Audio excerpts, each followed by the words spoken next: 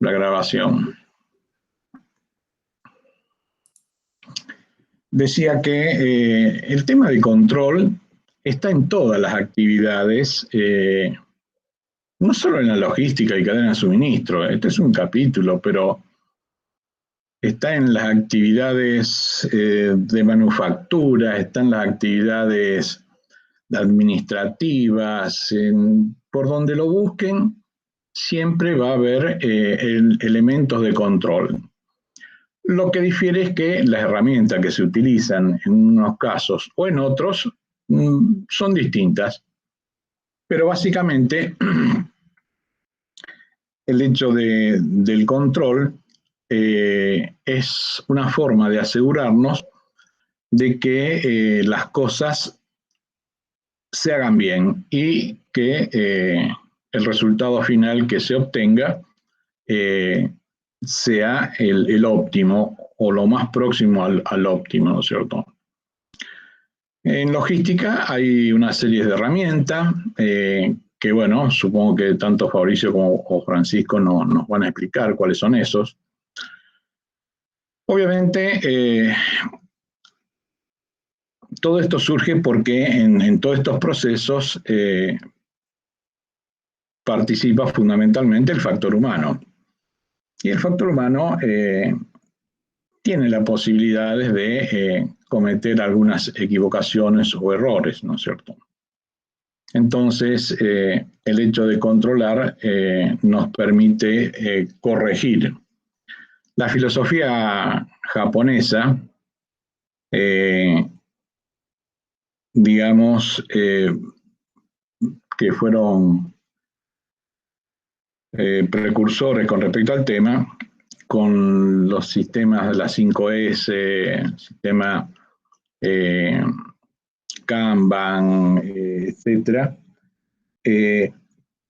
procuran que las cosas se hagan bien a la primera vez. Y desarrollaron un concepto que se llama Poka-yoke, que no es solamente que se hagan bien a la primera vez, sino que no exista la posibilidad de que se hagan mal.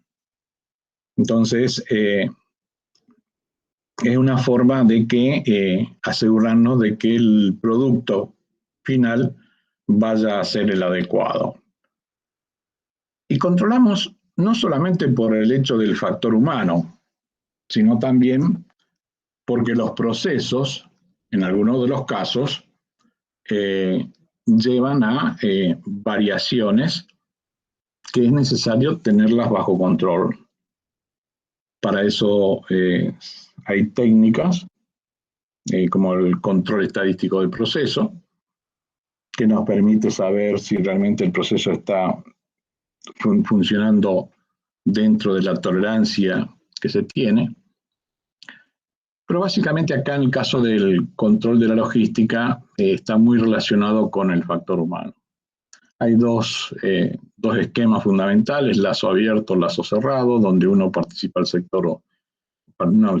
donde participa mayoritariamente el factor humano y otro a través de sistemas informáticos. Pero bueno, yo sé que tanto Fabricio como Francisco tienen mucho para contarnos, ya tienen 65 slides, así que los dejo en compañía de Fabricio y Francisco. Así que, muchachos, adelante con la exposición. Muchas gracias, profe. Agradecido a todos con los que están asistiendo y sí, como continuando la exposición del profesor, esta noche vamos a hablar sobre el control de la logística y la cadena de suministro. El grupo está conformado por Francisco Sánchez y quien les habla, Fabricio Recalde. El primer tema que vamos a tocar es el control. Y el control viene a alusión cuando uno tiene un plan establecido en una determinada organización y se necesita hacer periódicamente alguna actividad, que en este caso es el control, para asegurarnos del cumplimiento de dichos planes. Los controles se pueden hacer de diferentes maneras y en diferentes plazos de tiempo y por diferentes personas.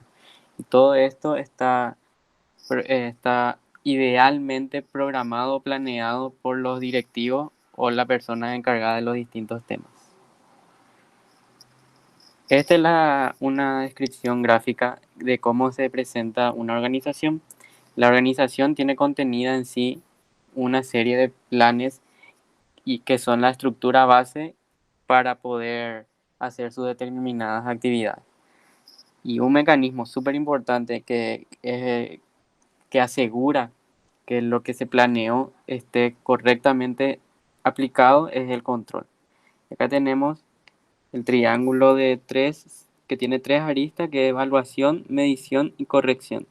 Y estas tres cosas que se fijan sirven para poder asegurar que los estándares y metas que se fijaron como objetivo en la organización y también en la planeación del mismo se cumplan. Y hay diferentes herramientas y cuestiones que desglosan cada uno que sirven como medio para asegurarnos que se cumpla. Para la medición, por ejemplo, tenemos auditorías y reportes. Para la corrección, que sería cuando uno ya encuentra el error, hay diferentes formas de enfrentarlo. Está la reingeniería, que usualmente es cuando agarras y deshaces todo y volvés a hacer de cero. También tenemos el ajuste fino y algunos otros. Y en evaluación tenemos análisis del estatus, evaluación comparativa o benchmarking. Ese es cuando uno agarra y se compara con otras empresas o otras organizaciones del mismo rubro para ver cómo está la organización, la organización de uno en función o en comparación de otro. Hay una estructura en el proceso de control y para ello lo que se prevé es prevenir o ver todas las cosas que pueden salir mal. Como por ejemplo en este caso del presente sería la pandemia, que es difícil predecir ese tipo de cosas, pero lo ideal es poder encontrar con un proceso de control situaciones que puedan afectar a los planes. Y lo ideal por eso es ir haciendo constantemente controles que ayuden a prever situaciones que usualmente no están contempladas. Algunas son más previsibles como huelgas, incendios, inundaciones, y eso todo uno tiene que tener en cuenta para hacer los planes que se tienen. Un modelo del control de la logística y de cadena de suministro podríamos decir que hay las auditorías, que son mecanismos que sirven para ir evaluando el desempeño, la productividad o diferentes parámetros que uno crea conveniente ir midiendo, teniendo en cuenta de muchas actividades logísticas. Tenemos, por ejemplo, el de transportación, almacenamiento o control de inventario.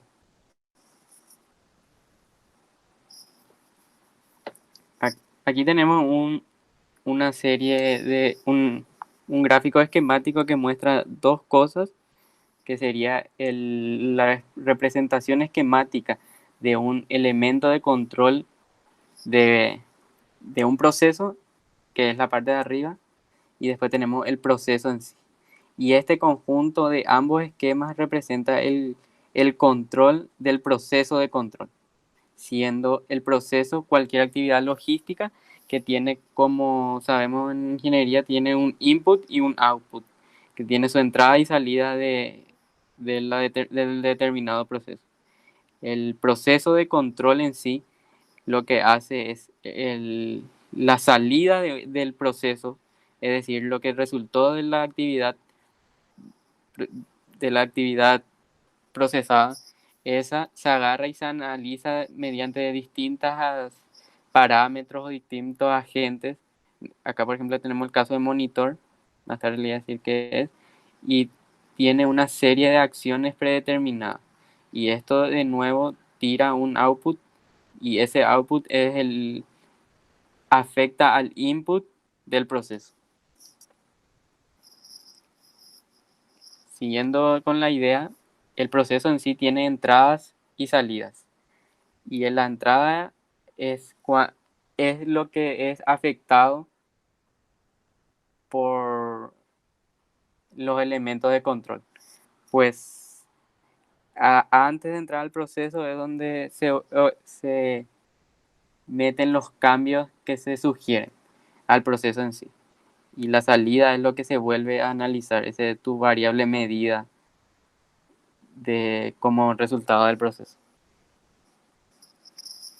Los estándares se podrían decir que son el punto óptimo que uno espera tener. Serían una serie de normas o reglas que uno desea que alcance nuestro determinado producto. Por ejemplo, podría ser que solamente uno entre 10.000 unidades salga mal, puede ser tu meta. Tus estándares puede ser que el error de una máquina sea de menos de un determinado porcentaje aceptable y así.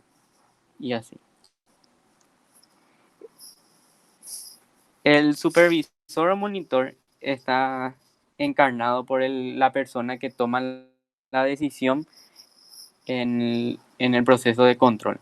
Puede ser el gerente o algún supervisor o alguna persona de alto poder que tenga el poder de decisión.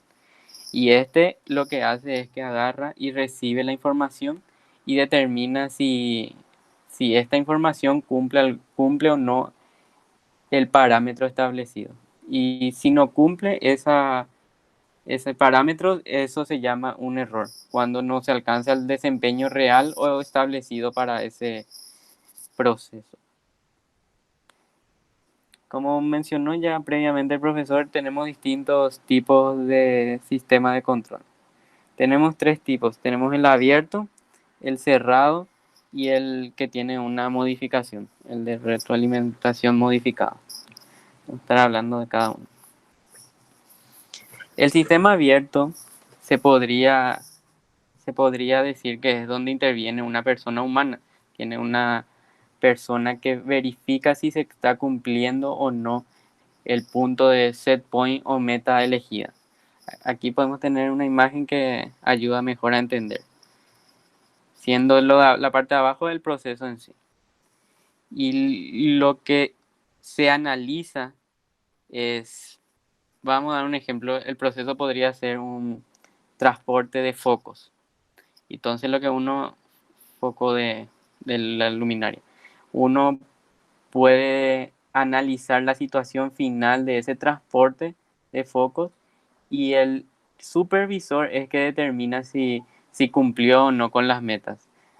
Puede ser evaluado en tiempo, puede ser evaluado en cantidad de unidades rotas, etc. Y esta persona humana sería el gerente, determina si la acción o el proceso fue realizado de una acción de una manera correcta. Y ese lanza un informe otra vez al comienzo del proceso y para que haga o no correcciones. Por ejemplo, si se rompieron muchos focos, muchas unidades, el sistema de control abierto sería que un gerente o una persona humana intervenga en esta situación y haga para que se cambie algo en la forma de proceder del proceso. Luego tenemos el lazo cerrado, y el lazo cerrado es cuando la situación ya no interviene una persona para decidir si eso estuvo realizado de una manera correcta o no. Si no se sigue parámetros ya preestablecidos por máquina. Entonces una máquina nomás o un sistema informatizado salta la alarma de que se tiene que seguir haciendo o no de determinada manera y ya no tiene necesidad de una intervención humana. En este caso, por ejemplo, se tiene el PRO, que el PRO son por sus siglas el punto marcado de meta, es el set point, y L es lo producido. Y cuando se cumple o no esta regla ya predeterminada, se hace o no un aviso al proceso en sí si necesita o no modificaciones. Y por último tenemos el sistema de control modificado, que es una mezcla entre ambos sistemas, que puede actuar de manera independiente a una intervención humana, pero también se escucha opiniones o sugerencias de alguien externo. Como vemos, tiene también su punto de set point o punto fijo que determina una computadora, pero en el sistema de control también interviene una persona, es decir, un gerente. Y este gerente está en línea punteada porque es avisado de la situación. No interviene directamente, pero sí puede intervenir. Es más bien como un mecanismo de control del sistema de control. Así, situaciones externas que no están previstas en este cálculo matemático, una persona humana sí puede determinar, siendo situaciones o agentes externos que no estuvieron contempladas, por ejemplo la pandemia, que no estuvieron contempladas, y por eso se necesita una persona humana que pueda guiar a este sistema de control.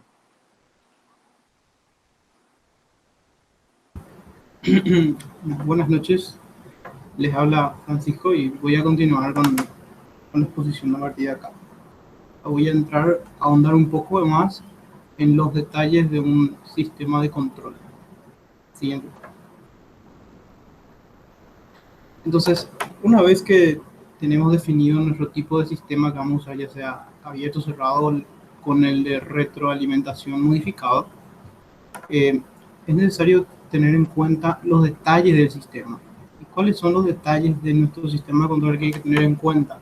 Por ejemplo, hay que tener en cuenta la tolerancia al error, la naturaleza de la respuesta del sistema y, por supuesto, los estándares o las metas o los set points a través de los cuales vamos a estar evaluando las decisiones. Siguiente. El primer factor a considerar en nuestro sistema de control es la tolerancia al error. Entonces, la pregunta que nos debemos hacer es, ¿qué tan grande debe ser el error de desempeño antes de que se inicie la acción correctora?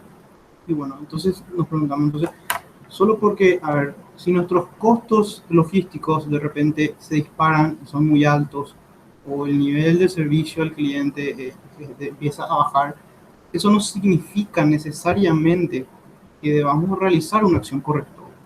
¿Y eso por qué?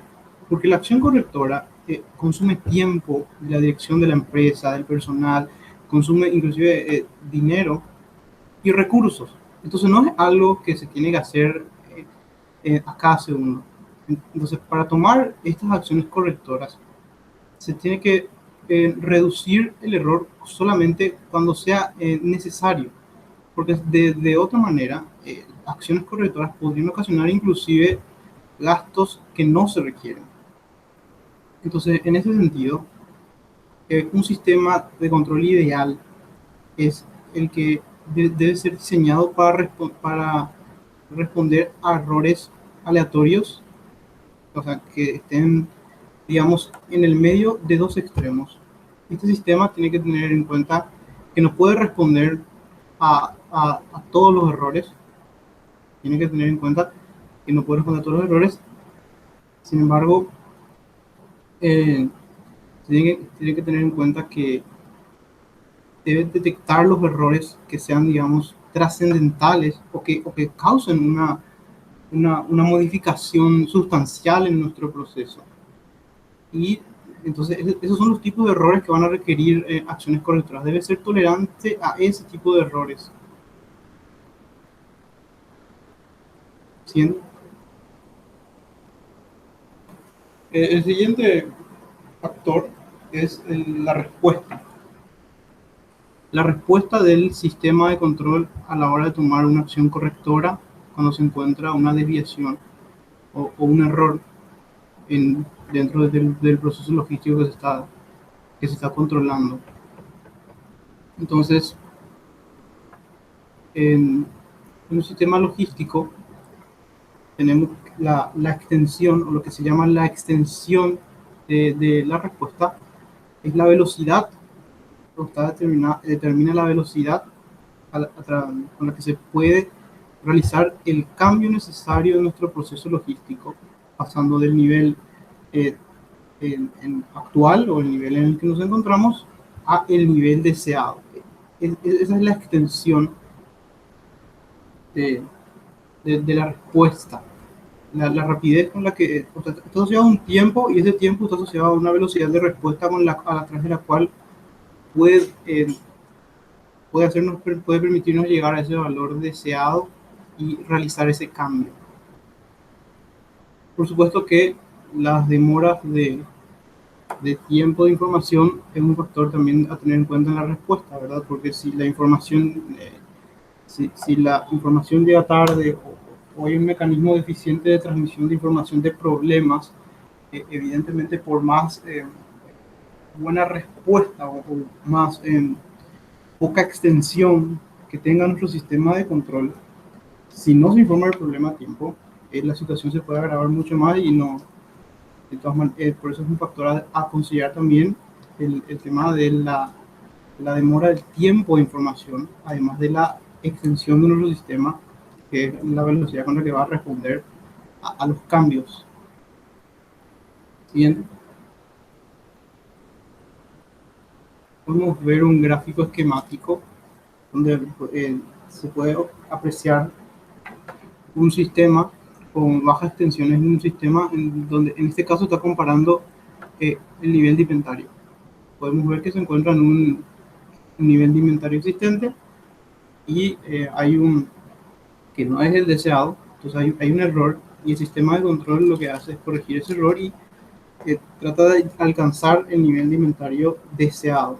Entonces, si nuestro sistema de control tiene una baja extensión, podemos ver que tiene una rápida respuesta. Vemos cómo esa curva llega al valor deseado, al nivel de inventario en menos tiempo, mientras que el otro es una curva más empinada, que tiene una alta extensión, una respuesta, por ende, una respuesta lenta, y que llega que responde al cambio o a la acción correctora en un tiempo mucho mayor. Entonces, esa respuesta se aletarga, y el problema es que cuando uno se aletarga la respuesta, el problema puede empeorar. Entonces, los sistemas de control con alta extensión no son recomendables, y no se busca luego tener ese tipo de sistemas. Por eso se trata de buscar un sistema con baja extensión de respuesta, y como dijimos, hay varios factores que influyen, como inclusive la transmisión de información, para también en conjunto analizar ambos factores para tener una buena respuesta ante los cambios en nuestro sistema de control, para poder justamente hacer la acción y corregirlo en el proceso logístico antes de que se agrave. Siguiente.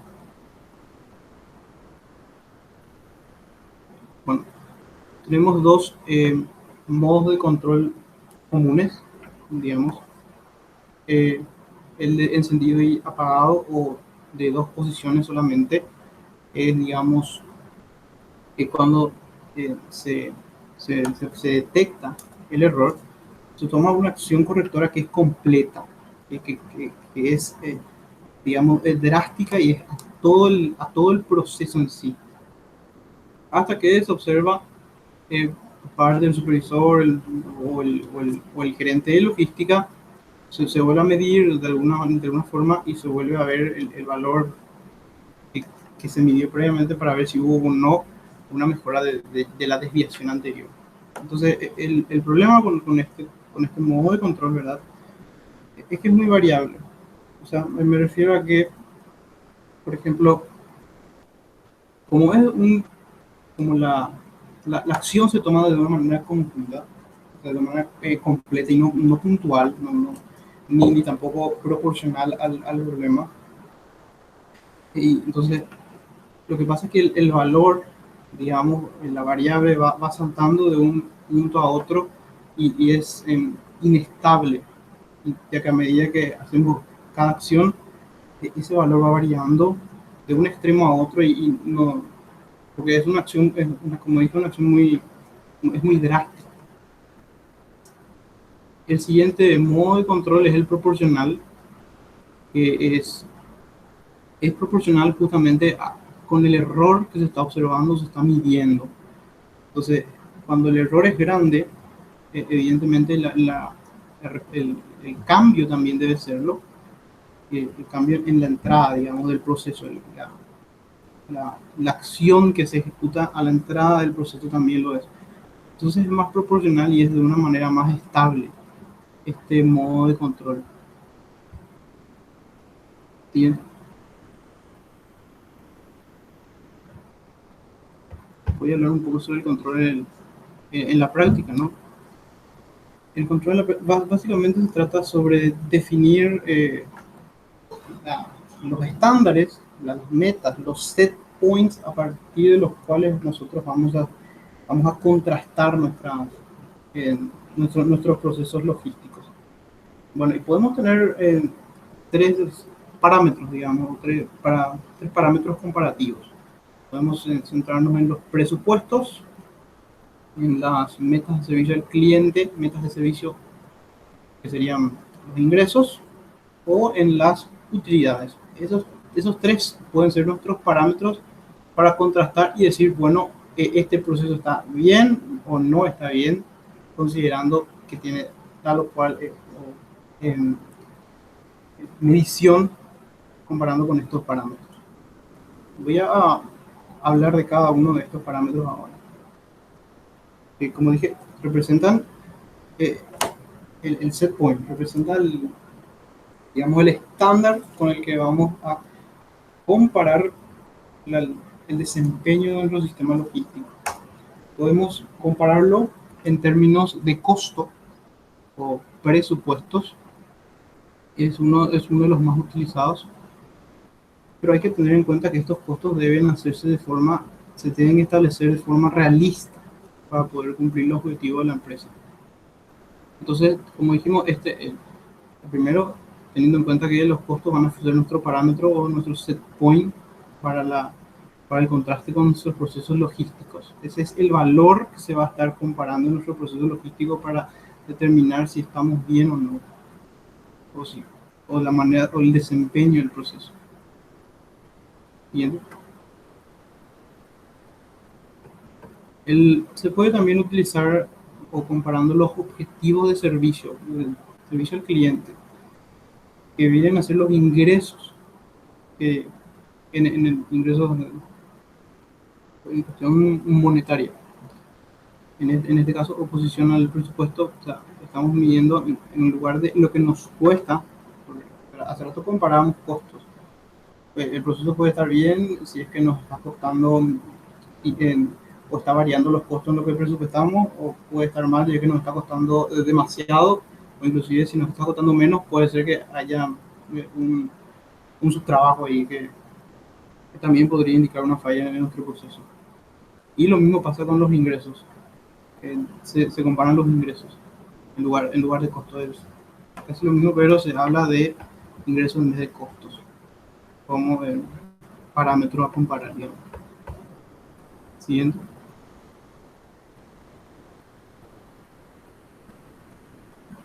El concepto de centro de utilidades, que tiene que ver con un método también para el control de la logística, es tener en cuenta al proceso en sí, como al proceso logístico del que estamos hablando. Puede ser en preparación de pedido, manejo de inventario o de transporte, como una entidad de negocio independiente que tenemos dentro de la empresa.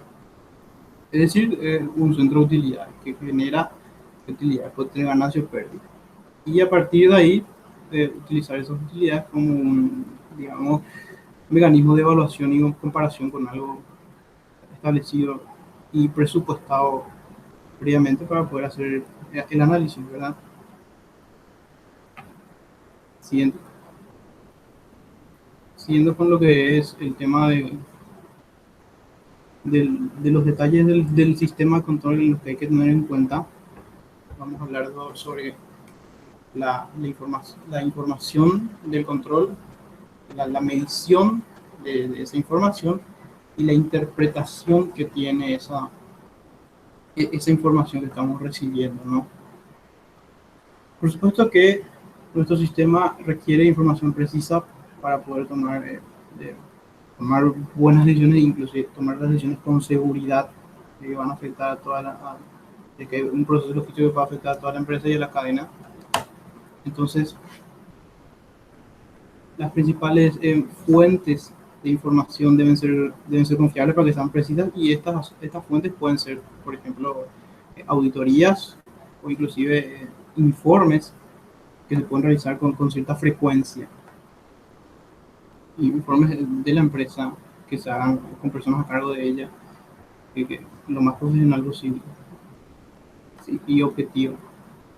Bueno, uno de los mecanismos para obtener o recopilar información, digamos, son las auditorías. Les dejo con mi compañero. Bueno, siguiendo con lo mencionado anterior por el compañero, tenemos la auditoría. La auditoría es un mecanismo para evaluar la situación que es muy efectivo. Una de las, una de los mecanismos que existe en la auditoría en función total, que sería cuando la empresa cree conveniente hacer un estudio o evaluar todo su inventario, como ya dimos en anteriores capítulos de la materia. Y esto usualmente salta en alarma a la empresa cuando suceden tres tipos de cambios sustanciales. Cuando hay un cambio o algo que afecte a la demanda, a los niveles de demanda, cuando el servicio al cliente tiene una variación o las características del producto cambian, sean su volumen, peso o algún otro tipo de característica, y los costos generales de la logística en términos económicos. Vamos a estar hablando de cada uno de estos. La demanda es cuando el aumento de la demanda afecta directamente a la empresa y por eso necesita hacer una reestructuración de todos sus esquemas logísticos, y por eso usualmente cuando este tipo de situaciones ocurren, un aumento significativo, se prevé un aumento significativo en la demanda, se recomienda hacer un control de inventario total para ver en la situación donde están y que no existan pérdidas económicas, porque usualmente en este tipo de momentos donde ocurren grandes fugas de dinero por la mala estructuración del inventario, o se descontrola, en otras palabras, el inventario en estas situaciones. Otro factor que afecta grandemente a los servicios de costos logísticos es el servicio al cliente.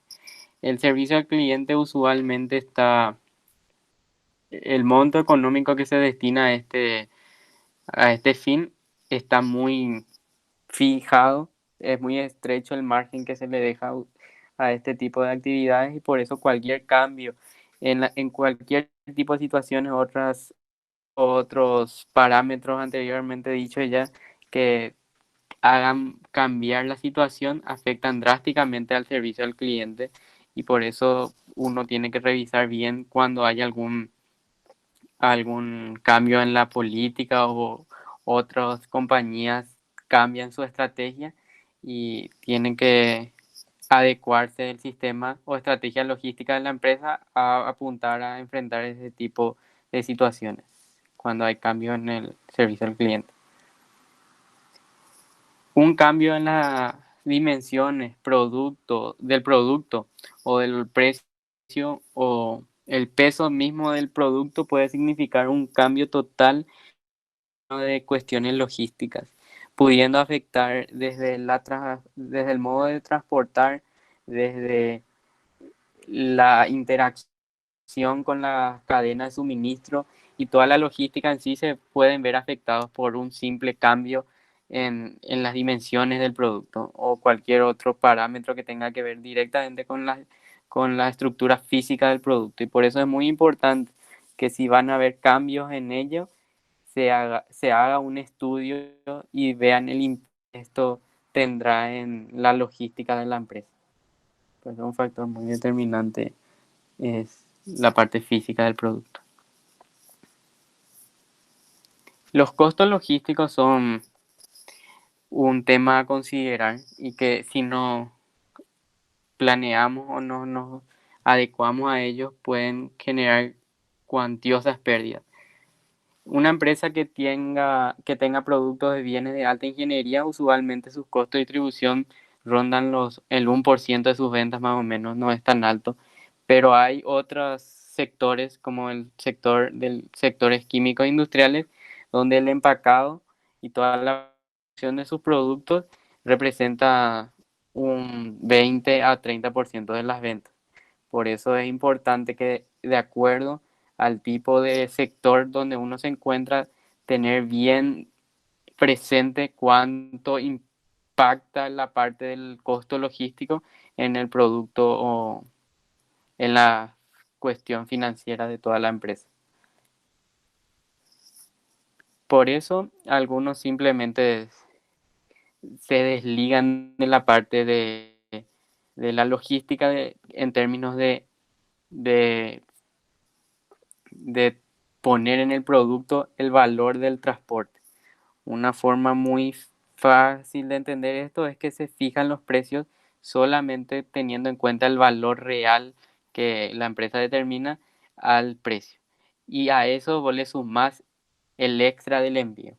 Así como hace Amazon, que te vende el producto y después aparte te cobra con una variación el monto económico por el transporte. Sería sin delivery incluido en palabras cuando una empresa toma la decisión de una política de fijación de precios.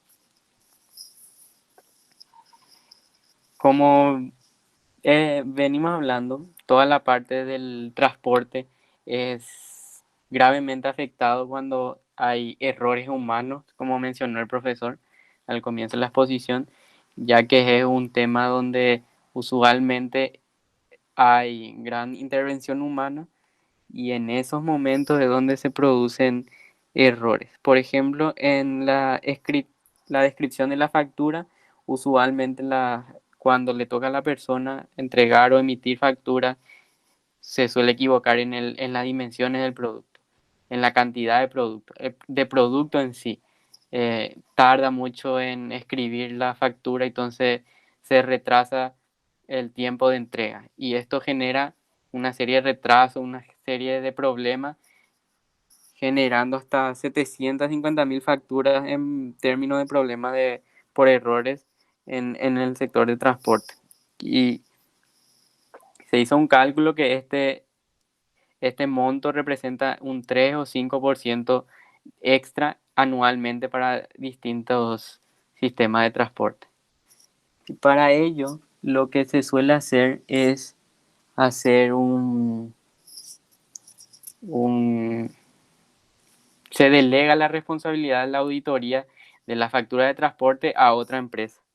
Y estas empresas suelen cobrar el 50% de lo que ellos, de lo que ellos ahorran gracias a su trabajo. Es decir, ellos detectan que cada año estás perdiendo $100.000 por errores humanos o errores en tu base de datos o tu logística general en términos de factura de transporte y ellos te cobran el 50% de lo que se arregló gracias a ellos. En este ejemplo sería $50.000, 50% de 100.000. Y una de las herramientas para ver si la cantidad o la eficiencia de una empresa de logística está bien o no es compararse con otras empresas. Así uno sabe si otra empresa que tenga características similares en términos de tamaño de la empresa, en términos de localización, en términos de tipo de producto que va a distribuir, en cuántos gastos están incurriendo y así uno poder determinar mínimamente con un estándar de otra compañía o empresa si uno está bien. Uno no puede compararse con situaciones muy diferentes a la de uno, por eso es importante elegir una que tenga características similares.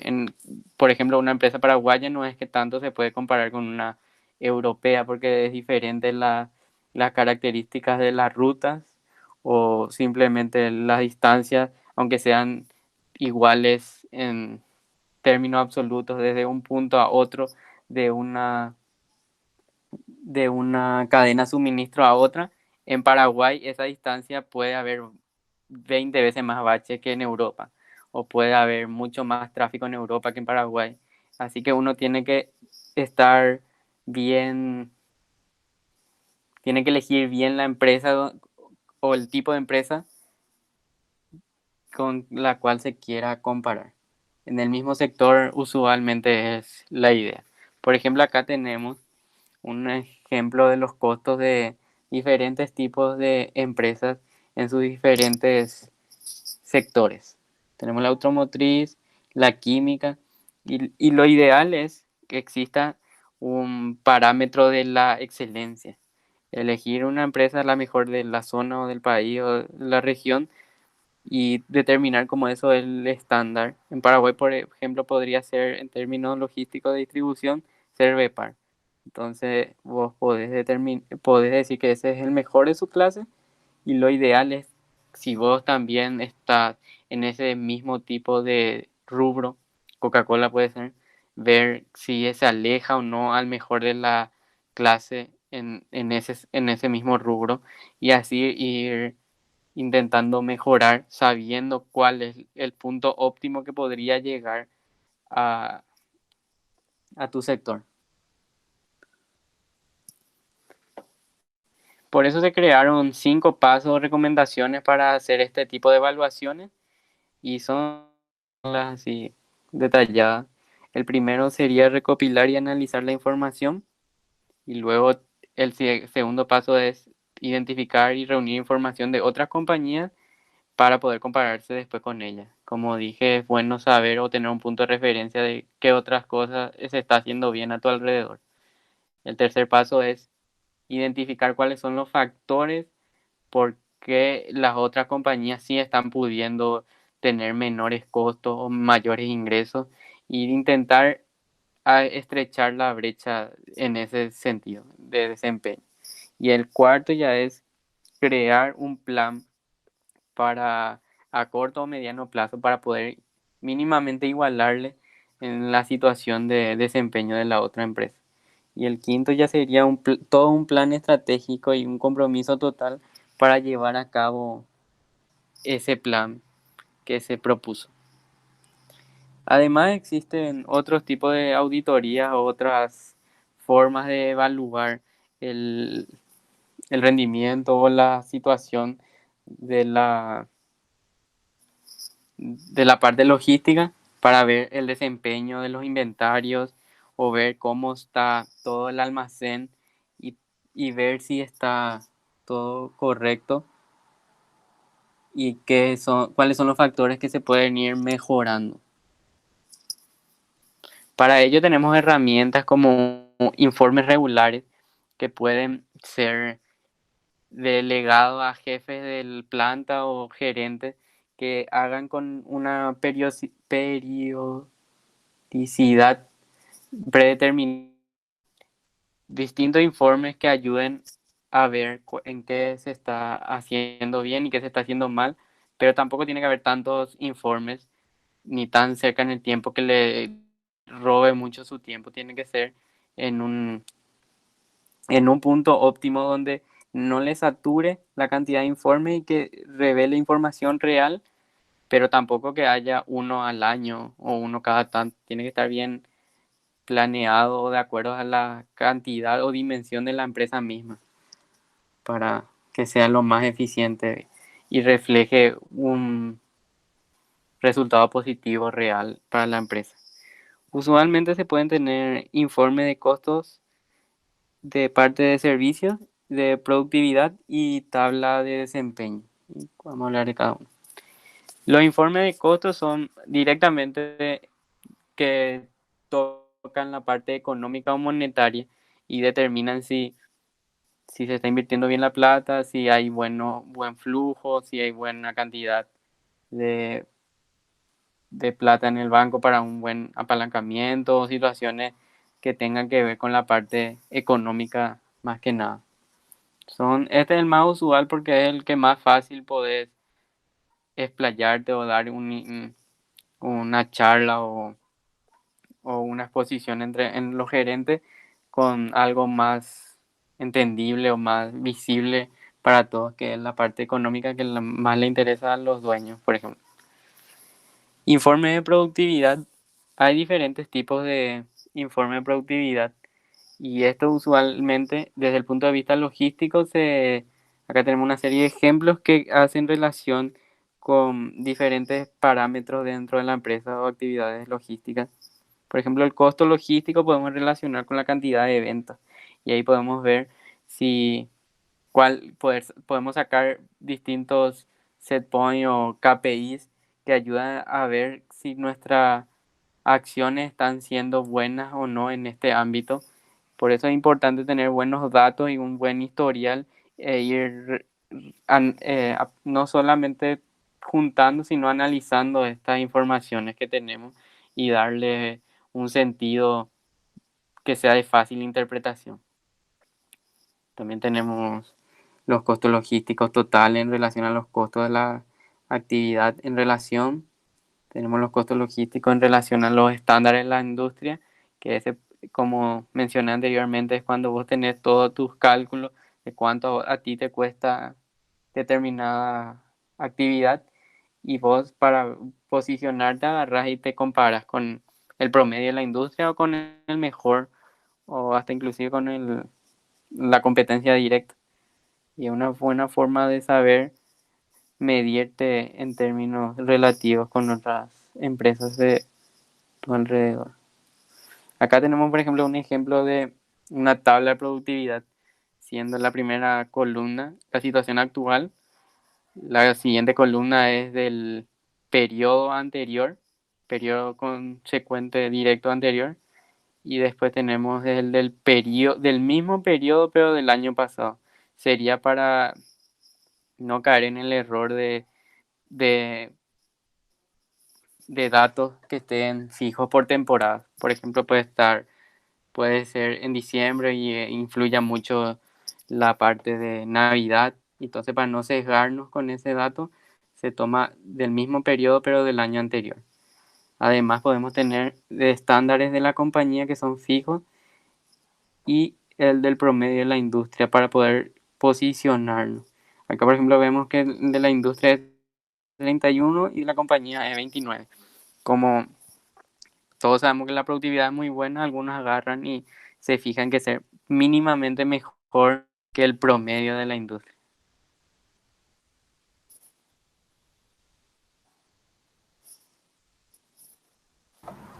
Bueno, y otra herramienta sumamente útil para poder, eh, digamos, evaluar nuestros procesos logísticos son los gráficos de desempeño, que en el fondo no son nada más y nada menos que un control estadístico de procesos, en el cual tenemos una descripción gráfica del desempeño de nuestro proceso, de los resultados de nuestro proceso, comparado con los desempeños enmarcados o definidos a través de los cuales tenemos que, a través de los cuales nos tenemos que mantener.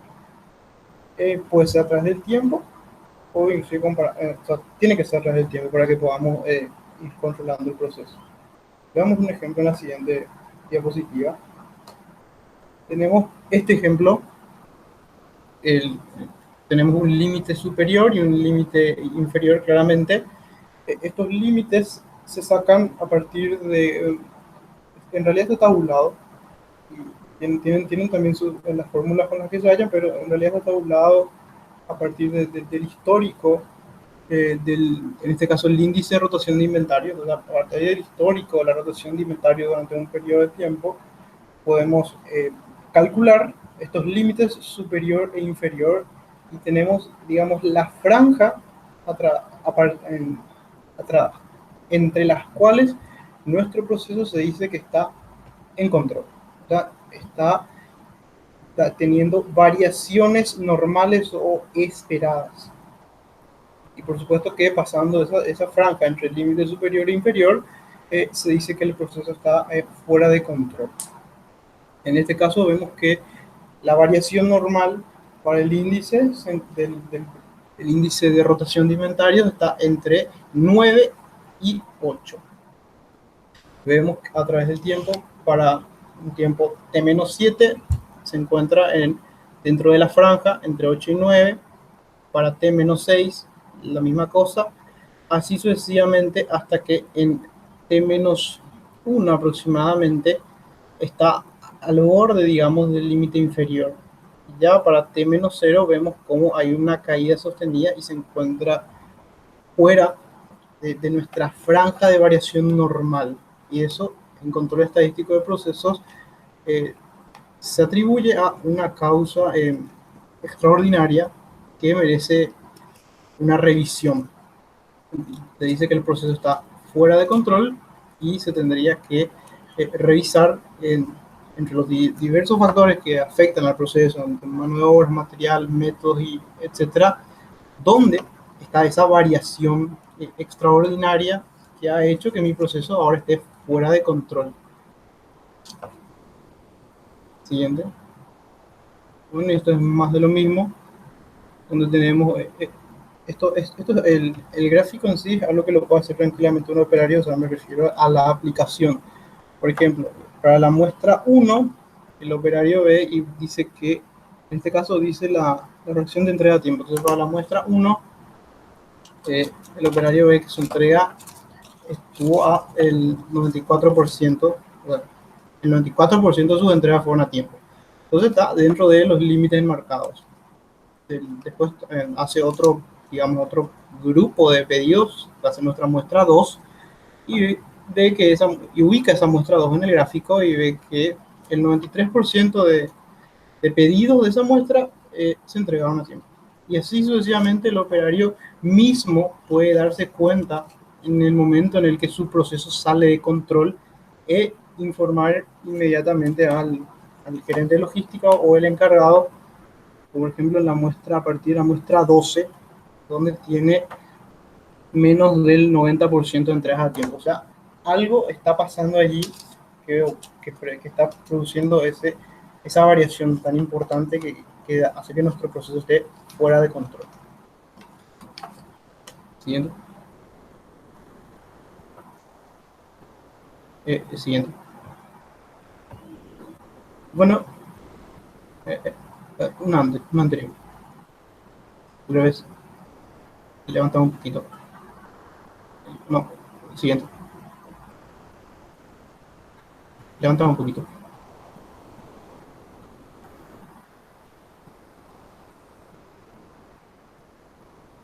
Al revés. No, antes. Ahí. Gracias. Acción correctora.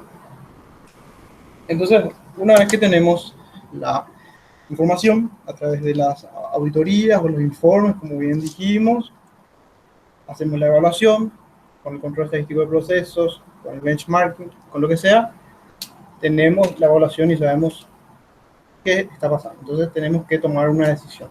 Esa toma de decisión es la acción correctora. Es el elemento final y es la toma de decisión que tenemos que hacer para encaminar nuevamente nuestro proceso, alinearlo nuevamente hacia los valores deseados o de desempeño normales de nuestros procesos. Entonces, eso va a depender de la naturaleza y del grado de la condición fuera de control que esté en nuestro proceso. En general, tenemos tres tipos de acciones, digamos. Podemos realizar acciones correctoras como ajustes menores, una replaneación mayor y acciones de contingencia. Siguiente. Los ajustes menores son los que se hacen continuamente y no son muy drásticos, ¿verdad? Se hacen continuamente en la actividad logística. Por ejemplo, en una actividad de transporte, ¿verdad? Los tiempos pueden variar en términos de costos debido a cambios digamos, en las tarifas, teniendo en cuenta las rutas disponibles que tenemos para transportar, la disponibilidad inclusive de los vehículos de transporte, de pérdidas, daños, mantenimiento, y todas esas cosas van a hacer que ocurran desviaciones y se tienen que ir ajustando. Son ajustes que se hacen continuamente con un ajuste de ruta para poder ajustar ese cambio que va a descontrolar efectivamente el proceso, pero son ajustes no muy radicales que se hacen continuamente sobre la marcha, digamos, durante el funcionamiento del proceso. Por eso no requiere cambios mayores que en la forma en que se desempeña la actividad, sino simplemente ajustes. Con frecuencia, entonces, la mayor parte de las acciones correctoras evidentemente son de este tipo, ¿verdad? Pequeños ajustes sobre la marcha para ir, digamos, ajustando el proceso. Siguiente. Vamos a lo que es la replaneación mayor, otro método de acción correctora. Este sí implica tocar por completo nuestro proceso de planeación directiva para generar lo que se dice nuevas líneas de acción, inclusive unas métricas de desempeño cuando la cosa está, digamos, en términos más, digamos, para ejemplificar, sería esto, patear el tablero, ¿no? Para poder hacer los cambios más profundos. Es hacer una reevaluación del sistema logístico completo con cambios importantes, inclusive en los objetivos de la función misma del proceso logístico, y eso implica introducir nuevos productos, discontinuar productos actuales. Todo eso incluye la replanación mayor como acción correctora en un proceso logístico que está fuera de control. Y por supuesto que la diferencia entre las acciones correctoras que se hacen en forma de ajustes menores en comparación con esta replanación mayor es que los ajustes menores no requieren un cambio sustancial del mecanismo de control del sistema de control en sí. Siguiente. Por último están los planes de contingencia, que es la tercera forma de acción correctora que tenemos, que es cuando existen cambios más notables en el nivel de desempeño que pueden, por ejemplo, son contingencias, ¿verdad? Como un incendio. Puede ocurrir un incendio en un almacén, eso va a descontrolar obviamente el proceso. Hay fallas en las computadoras, lo que hace que no pueda usar mi sistema para controlar inventario, hay una huelga. Todas esas son, digamos, contingencias que hay que disipar. Entonces se tiene que hacer también, se tiene que llevar a cabo también una acción correctora para esas contingencias, que no necesariamente es un replanteamiento estratégico como la replanación mayor o un ajuste sobre la marcha. Una acción que abarca mucho más que eso, porque el sistema control sale, digamos, fuera de control por situaciones totalmente notables como las que mencioné antes. Siguiente. Bueno, y esta es una herramienta para el control. Ya entramos en el tema de la cadena de suministros. Bien sabemos que la cadena de suministro es el conjunto de todas las actividades, las instalaciones y todos los medios en sí necesarios de distribución para llevar a cabo el proceso de entrega del servicio del producto al cliente. Desde la búsqueda y entrega de materia prima hasta la formación, la fabricación y la entrega al consumidor final. Todo eso forma parte de la cadena de suministros, y esta es una herramienta para el control de la cadena de suministros llamada el modelo de referencia de las operaciones de la cadena de suministros, ROCS, o ese en inglés, creo que están las siglas. Entonces, esta herramienta para controlar la cadena de suministros nos proporciona una forma de definir esa cadena en un formato estandarizado, analizar esa cadena y, por supuesto, comparar el desempeño. Bien.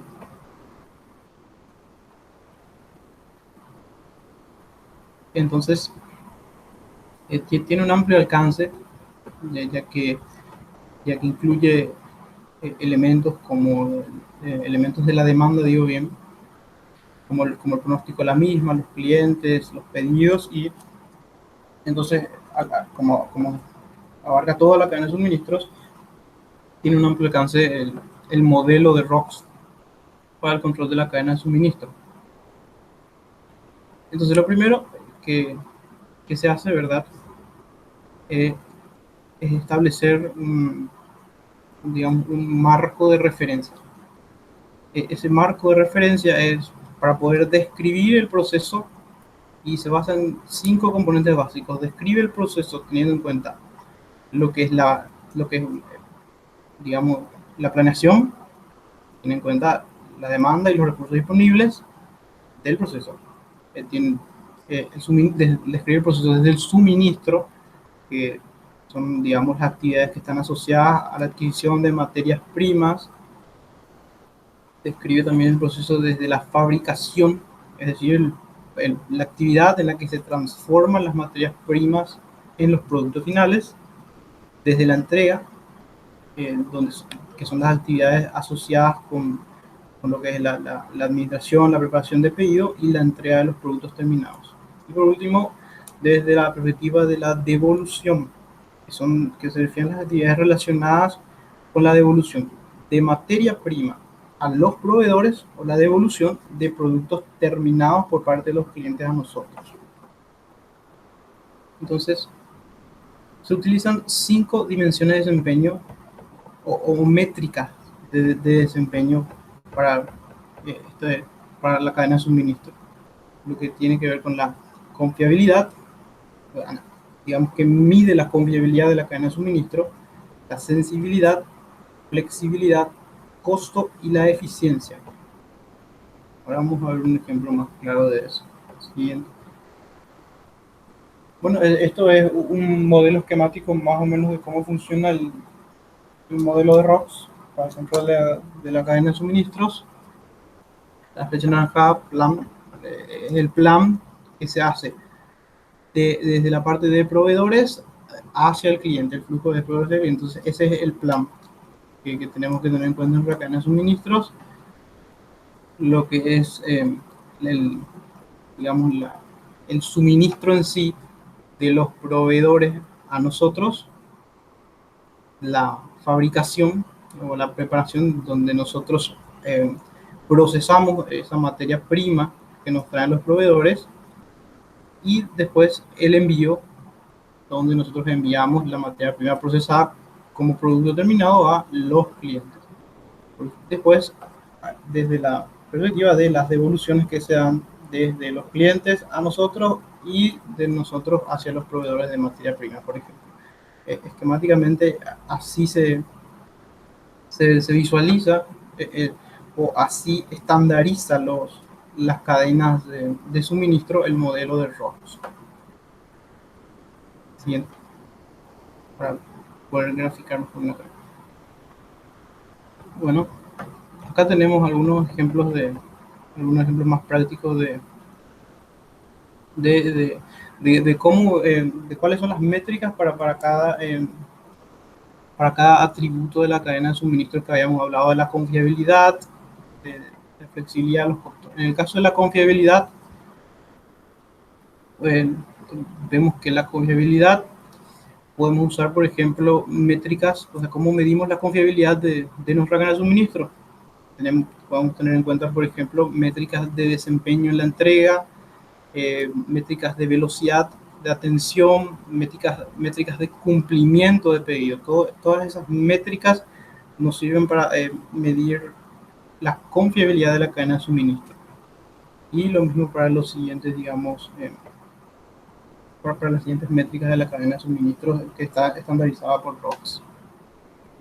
¿Entiendes?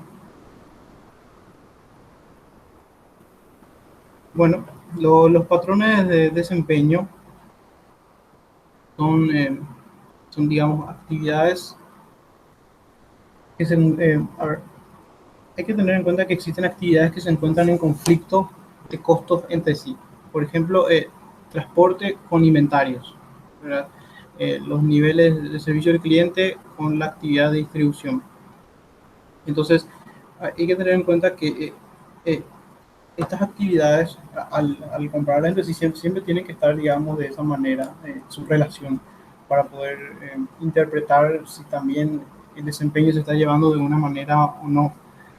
Por ejemplo, si nosotros vemos que los costos de transporte y los costos de inventario se elevan al mismo tiempo que el servicio al cliente se mantiene constante, evidentemente ese es un patrón adverso de desempeño que tenemos que medir, porque no puede pasar eso. Algo está pasando, algo está sucediendo allí.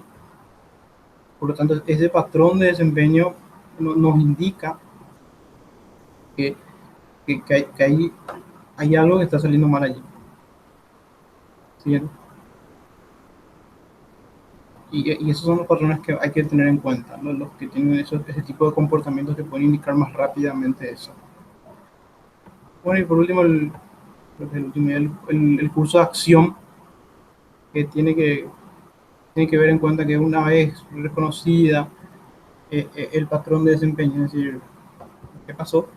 El sistema de control finalmente especifica las líneas de acción y el gerente debe de, debe de, debe de, debería utilizar esos patrones con las líneas de acción y los límites de tolerancia aceptados para llevar a cabo digamos, el plan de acción correspondiente. Una vez reconocido eso. ¿Sí? Bueno, muchas gracias por su atención y su tiempo, compañeros y profesores. Muy bien, Francisco y Fabricio, realmente una excelente presentación,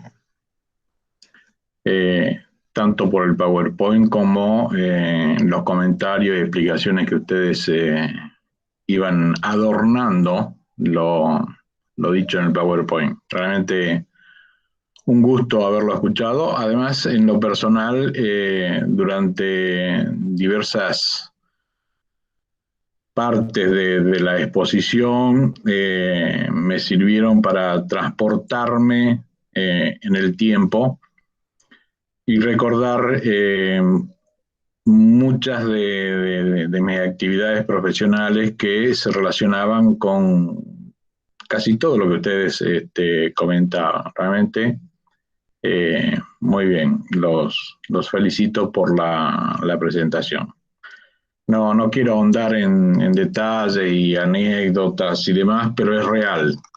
Todo lo que ustedes han dicho se realiza y se cumple, pero hago un comentario. Dense cuenta que todo esto es casi imposible que lo lleve adelante una MIPYME, una empresa pequeña y mediana, porque necesita tener gente específica que haga análisis, evaluaciones y demás. Todo esto sirve y se aplica así en empresas que tienen cierto volumen, que tienen un equipo de profesionales para llevar este tipo de controles. Los otros casos, bueno, se hace como se puede y se sobrevive como se puede, pero sin llegar a tener este nivel de información que es fundamental para tomar decisiones, planificar y demás. Pero bueno, no por eso vamos a estar en la edad de piedra. Estos son mecanismos o herramientas que empresas importantes realizan, así como Fabricio mencionó el caso de Cervepar y demás. Lo que sí, Fabricio, vas a tener un problema, porque esto quedó grabado y estabas hablando de los baches que hay en Paraguay, y eso te puede traer un problema político, ¿no? Pero bueno, forma parte de la realidad y del paisaje. Es una broma. Bueno, finalizamos la clase de hoy, pero bueno, no sé, Ruth, ¿cómo estás de Sí, tiempo? les quiero mostrar un ejercicio súper cortito, Bueno, con términos súper fáciles hoy, así que no se dale. preocupen por eso. Vamos a compartir. Muy buena la presentación también, me gustó muchísimo. Genial ese dúo de Francisco y Fabricio. Dúo dinámico. Sí. Bueno, a ver, acá está.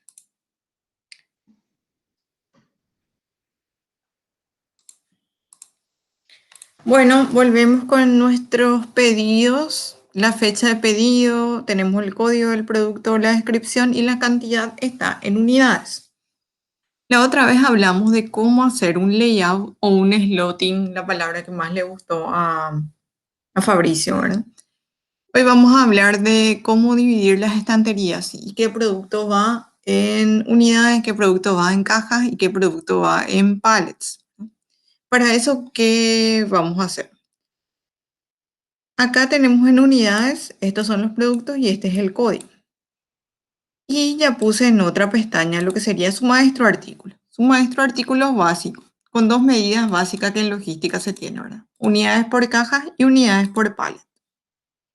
Las unidades por caja son todas las cajas que entran en una unidad de una caja simple que siempre viene así, como hablaban ustedes, se tiene que estandarizar siempre las cosas en logística para que funcionen, para que haya información, etc. Y las unidades por pallet. Estas unidades por pallet tienen una cierta altura, entran en un pallet 1 por 1,20 y están dentro de las cajas estivadas, ¿verdad? Entonces lo que vamos a hacer es convertir, vamos a ver si esto está saliendo en cajas o en pallet, ¿verdad? Entonces vamos a traer acá, esto va a ser así rápido de Excel, ¿verdad? Vamos a traer acá al lado las unidades por caja. Acá.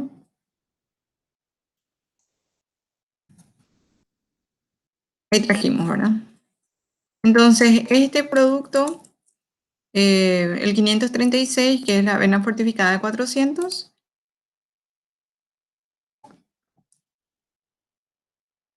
130 cajas. Perfecto, entonces este ya está en cajas. Y ahora vamos a ver si llegó a ser un pallet. Vamos a traer el pallet. Las funciones que yo uso, ¿ustedes están relacionados o quiere que les explique más lentamente? ¿Me avisan? Explícanos, profe, para repasar. Dale, les Sí, explico. mejor para tener Dale. fresco. Bueno, hay una fórmula que se llama buscar B, ¿verdad? Está dentro de la fórmula, acá en más funciones o insertar una función que dice, ¿qué querés? ¿Verdad? Dice el valor buscado. Yo le digo, el valor buscado tiene que ser el código del producto. Le digo, ¿verdad? Ok, perfecto. Ese código del producto va a buscar. ¿Dónde? Me dice, ¿verdad? Mostrarme la matriz. Y ahí nos vamos a la matriz, que es el que está al lado, y se selecciona todo. Esa es la matriz. Perfecto. De ahí vamos a mostrar. Acá este código del producto tiene que estar en la otra tabla, ¿verdad? Me dice, ok, perfecto. ¿Y qué querés traer? ¿Verdad? El indicador de la columna que quiero que traer. Y quiero traer desde acá, empezamos 1, 2, 3. La tercera columna, los valores de la tercera columna, tráeme. Ok, perfecto. Y si no, tráeme falso, que no me traiga nada. Okay, perfecto. Le damos Enter. Y solamente eso, ¿verdad? Entonces se llama buscar B, en algunos lugares se llama consultar B, depende del Excel, ¿verdad?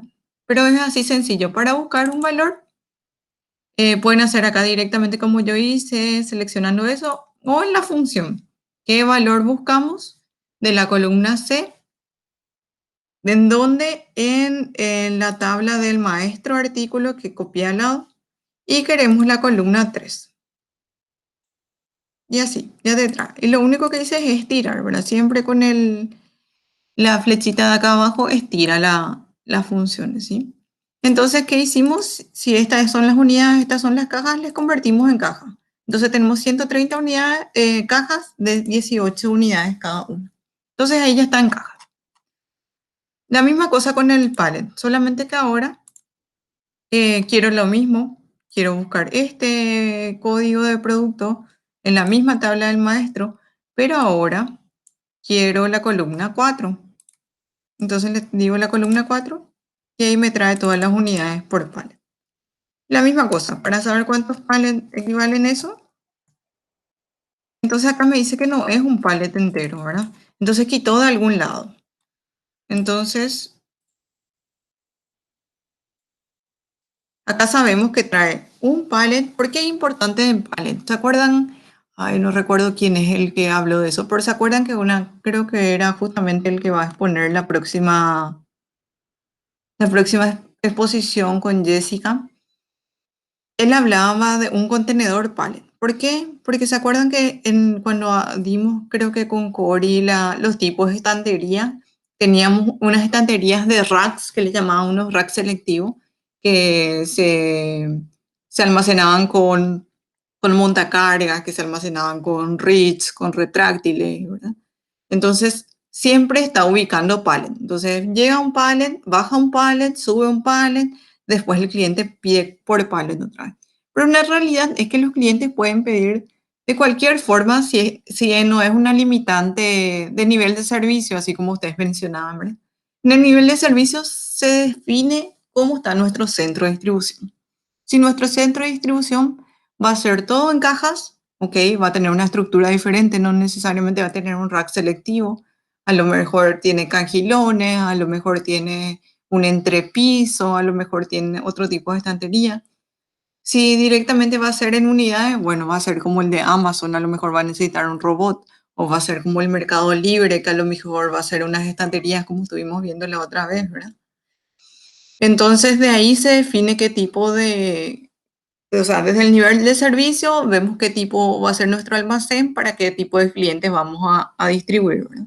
Acá tenemos un cliente que en este pedido, por ejemplo, en el pedido 179, pidió algunos, la mayoría pidió en cajas, ¿verdad? Acá el vino pidió en pallet completo, significa que directamente se fue a un rack y agarró 3 pallets, ¿verdad? O sea, a las ubicaciones, no fue necesario reponer a una ubicación de picking para agarrar las cajas.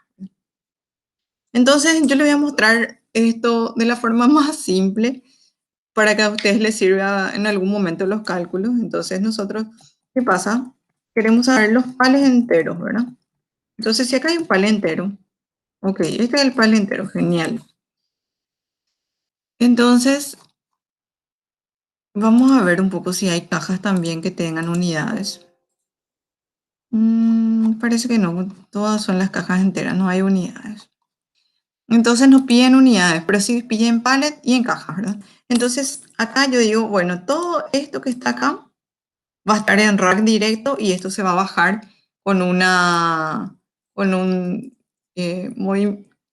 Hola, ¿me hablaron? ¿No? Bueno. No. Ok, perfecto. ¿Esto se va a bajar con un retráctil o se va a bajar con un montacargas, ¿verdad? Entonces tenemos como, acá está sumando 204 pallets que van a ser pallets directos, le llamamos, ¿verdad? Vamos a llamarle pallet directo.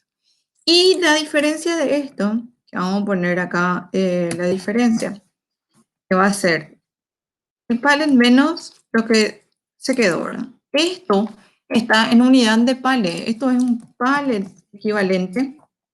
Vamos a llamarle pallet equivalente. No llega a ser pallet, ¿verdad?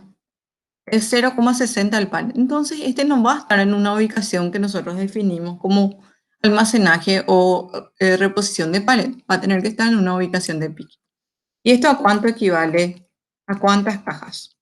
Tenemos que multiplicarlo otra vez por las unidades. Y ahí tenemos que son 882 unidades que no son un pallet. Entonces, eso tenemos que dividir otra vez entre las unidades de caja. Y vamos a tener que son 49 cajas. Entonces, ¿qué significa? Que este pedido, número 279, pidió la avena y pidió un pallet completo. Entonces, vamos a llamarle un montacarguista o un retractilista o richero, como le quieran llamar. Se fue de una ubicación de racks y agarró un pallet. Pero otro, que generalmente es otra persona la que utiliza eso, que se llaman los piqueros, a lo mejor escucharon en el Cervepar le llaman piqueros, en el lugar donde yo estoy le llaman piqueadores, o directamente los operarios encargados de la preparación de pedidos de caja, ¿no? Se va a ir a otro tipo de estantería, que van a ser de las estanterías de picking, y van a agarrar estas cajas. Entonces, Acá vamos a poner, esta era la diferencia nomás. Estas eran las unidades sobrantes, ¿verdad? Entonces acá nosotros tenemos dos tipos de estrategia que vamos a tener que saber. Entonces, ¿se acuerdan de la tabla dinámica? Vamos a volver a armar para saber cuánto están saliendo cada uno de estos productos, tanto en pallets como en cajas. Entonces, insertar tabla dinámica. Le traemos, vamos a ponerle la fecha para saber cómo está saliendo por día. Vamos a traer el código del producto, la descripción del producto y vamos a ver primero los pallets. El pallet 2, que son los enteros, ¿verdad?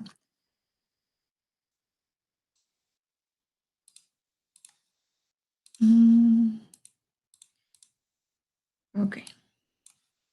Entonces vamos a ver cuál es el producto que más sale en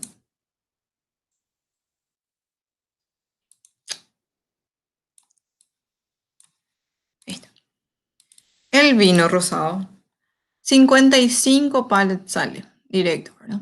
Entonces, cuando hablamos otra vez de nuestro ABC, vamos a poner un ABC. Este va a ser el tipo ABC, pero de racks, de estanterías, de pallet completo. Entonces, los tipos, acá vamos a volver a hacer.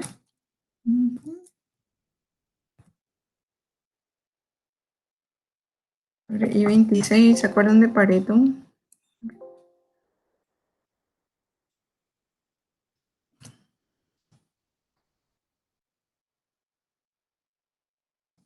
Entonces acá hicimos que cuántas pallets salió en, a ver cuántos días se hizo el pedido.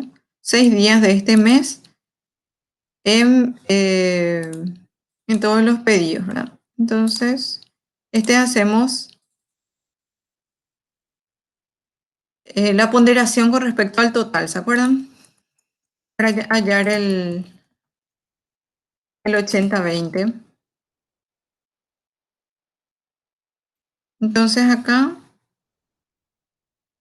tenemos que estos productos van a estar tienen que estar en nuestras estanterías de rack lo más cerca posible. Entonces a este vamos a llamarle ABC de racks. Entonces, ¿cuál va a ser la diferencia con este? En este se va a hacer con el tipo de máquina, ¿cuál va a ser?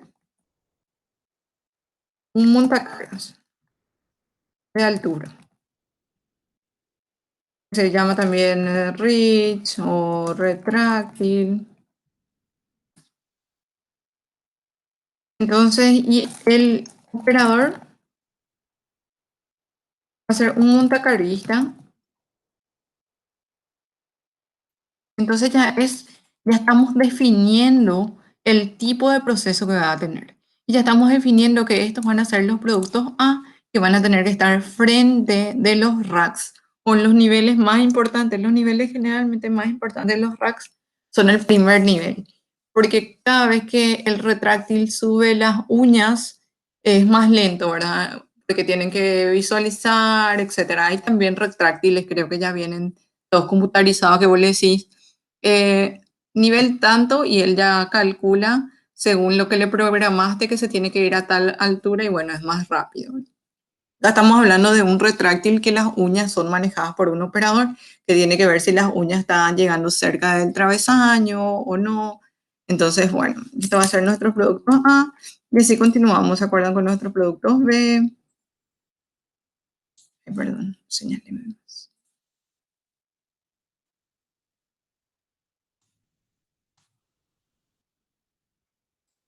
Nuestros productos B. Ok, entonces acá le vamos a llamar ABC de racks. Ahora vamos a hacer lo mismo. La tabla dinámica siempre. Y código de descripción, pero ahora lo que queremos son las cajas.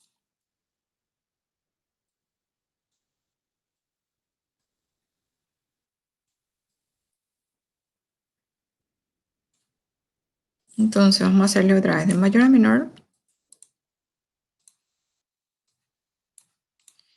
Y acá las papas de 17 son el producto super A, ¿verdad? Que está primerito. ¿Vieron cómo no es igual al producto super A de los racks? También está la papa 17 acá, pero es en el segundo lugar. En cambio acá está en el primero. Y después está acá la papa 75 y acá está la avena fortificada. Que acá la avena fortificada están como B. Imagínense. Y acá está como A, ¿verdad? Acá hacemos los mismos. Este le vamos a llamar ABC de picking. Vamos a usar esto mismo para que se sitúen cómo tiene que ser. Entonces, el tipo de máquina que se va a usar va a ser una zorra. Zorra le llamamos a las traspaletas. Va a ser una zorra, una traspaleta. Puede ser eléctrica, puede ser manual, puede ser también un carrito, porque estamos hablando de piso. Vamos a imaginar que nuestro picking es en piso y no en altura, ¿verdad? Y nuestro operador va a ser un preparador de pedidos, piquero, piqueador, ¿verdad? El que se encarga de los pedidos, el que está, generalmente trabajan en el piso, vamos a llamarle que trabajan en el piso, que no es de altura, ¿verdad? Ay, acá no puse por día, no importa. Acá no puse por día, entonces vamos a hacer nomás C5 sobre C26.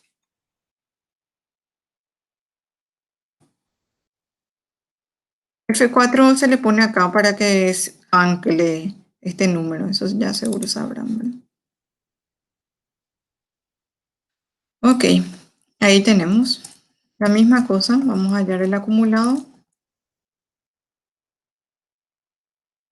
Y acá tenemos nuestro 80. ¿Qué color le pintamos al otro? Estos van a ser nuestros productos A. De la estantería. Esto vamos a llamarle estantería o piso de picking.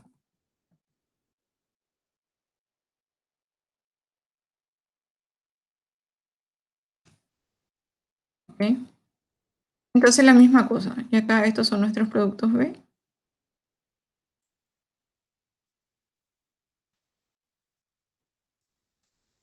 Entonces, si una pregunta dice, nosotros tenemos dos tipos de estantería, uno de rack y una estantería de picking.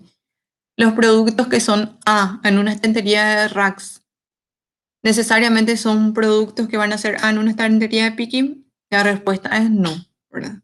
Depende de cómo son los pedidos y depende de cómo sale directamente, ¿verdad? Hay algunos que salen al por mayor, por ejemplo, ubíquense en un producto que sale muchísimo y que tiene muchísima propaganda, que es el Colgate, ¿verdad? Colgate o Colinos, cualquiera de los dos, se consume de forma masiva y se usan los más económicos o largos en general, ¿verdad? Hay algunos nomás que tienen especificados que les gusta, qué sé yo, que sepa a menta o que tenga perlitas de color, etcétera, ¿verdad? Entonces, esos a lo mejor salen mucho, pero no en cantidades tan grandes como van a salir estos productos que salieron en pales directos, ¿sí? Entonces, cuando nosotros vamos a hacer un layout y cuando vamos a hacer una estrategia de ABC, tenemos que ubicarnos en estos productos salen mucho en este tipo de estantería y cómo salen en el otro tipo de estantería, ¿sí? Bueno, eso es, le dije que era cortito. Esto les voy a compartir igual que el otro, todavía no les pasé, creo. Excelente, Ruth, muy lindo el ejercicio. Realmente me gustó mucho. Muy práctico. Y para aquellos que les toque trabajar en un depósito, en un almacén, les viene muy bien. Así que bueno, excelente final. Muchísimas gracias. Aguantaron estoicamente Fabricio y Francisco.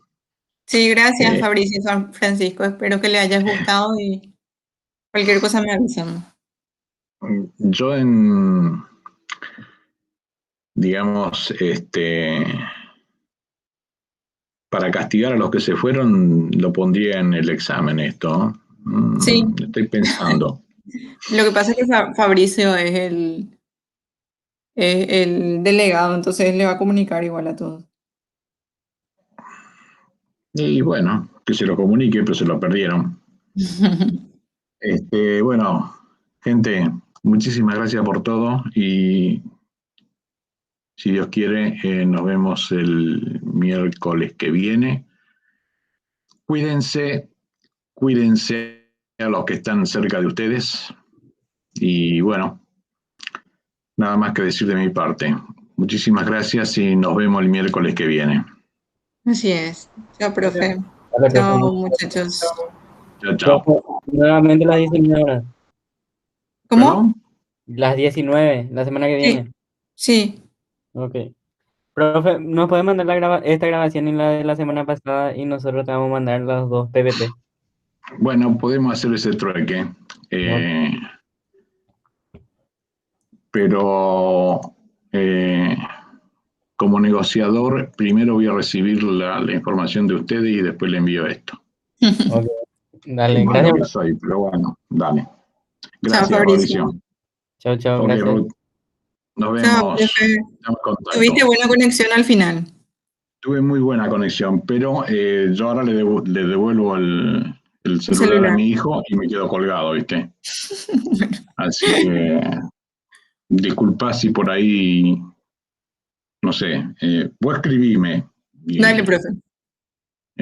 Cuando tenga disponibilidad, generalmente puede ser a la noche que yo tenga un ratito y pueda robar el celular. Dale. Dale, profe. Está. Buenas noches. Chao. Chao, chao.